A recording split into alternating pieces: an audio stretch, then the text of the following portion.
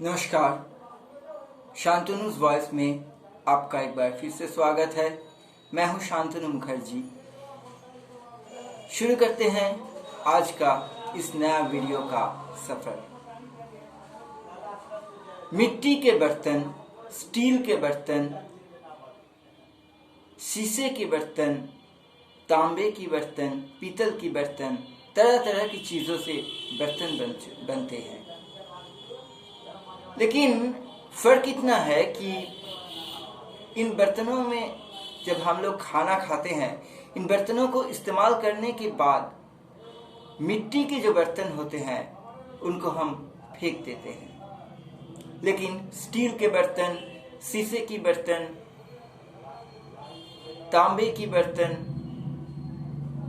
इन तरह की जो महंगी चीज़ों से बर्तन बने होते हैं, उन बर्तनों को हम लोग क्या करते हैं, साबुन से धोकर दोबारा इस्तेमाल करते हैं। हम सभी एक काम करते हैं, जब हम लोग किसी चाय की दुकान पे चाय पीने जाते हैं तो क्या करते हैं, जब हमें मिट्टी के कप में चाय मिलता है, हम लोग चाय पीते हैं, तो चाय पीने के तुरंत बाद ही हम क्या करते हैं, डस्टबिन की तलाश करते हैं। क्यों? क्योंकि इस मिट्टी के बने हुए कप को फेंकना जो है वहाँ।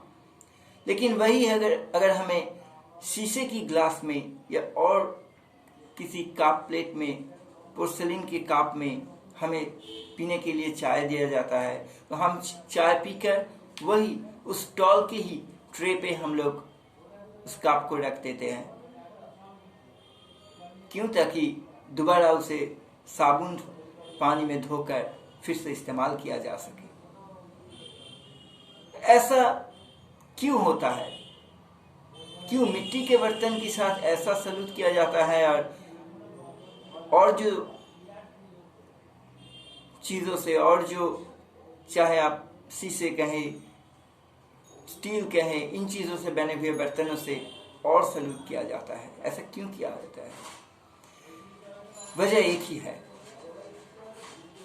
कि ये जो मिट्टी के बर्तन होते हैं, इसके लिए कोई महंगी चीज़ इस्तेमाल नहीं करना पड़ता है। इस बर्तन को बनाने के लिए मिट्टी उठाकर लाया जाता है, उससे बर्तन बनाकर, उसे सूख कर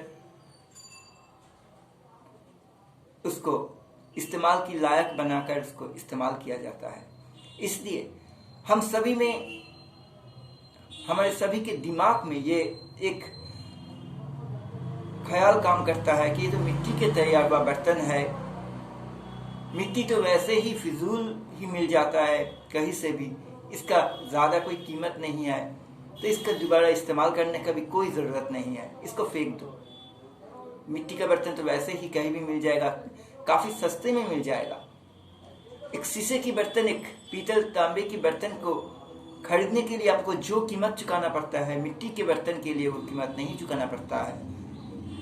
कई सस्ते में इन शीशे, तांबे, पीतल, पोर्सिलेन के बर्तनों से काफ़ी सस्ते में हमें मिट्टी के बर्तन मिलते हैं। इसलिए इसके हम कोई इज्जत नहीं देते, इनको कोई वैल्यू नहीं मिलता। एक बार इन मिट्टी के बर्तनों का इस्तेमाल हो गया कि इसको फेंक दो, यही ख्याल हमारे दिमाग में चलता है। इसीलिए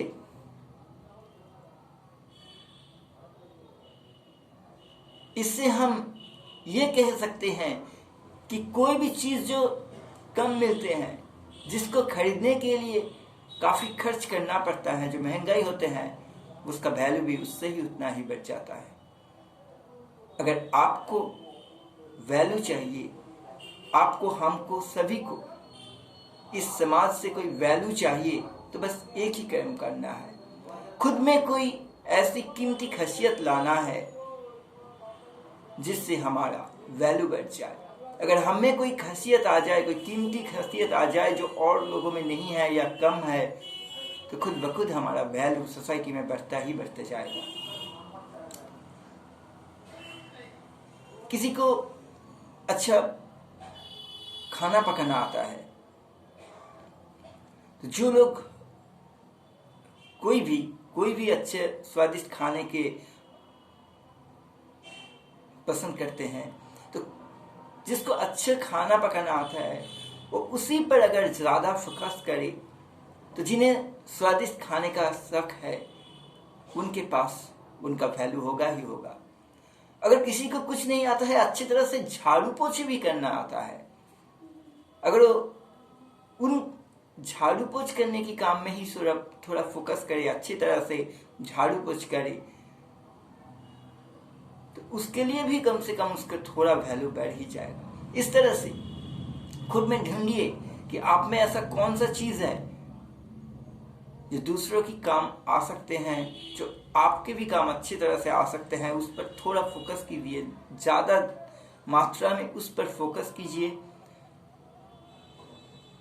अगर वो दूसरों की काम आ जाए तो उस काम के जरिए आपका वैल्यू दूसरों के पास भी उतना ही आहिस्ता आहिस्ता बढ़ता जाएगा। बस आपको अपने काम पर से फोकस करना है और कुछ भी नहीं। ये टेक्निक वैल्यू बढ़ाने में हम सबको मदद करने के लिए एक असरदार तरीका हो सकता है। इस्तेमाल करके देखिए, खुद का वैल्यू खुद ही बढ़ाते जाइए। धन्यवाद।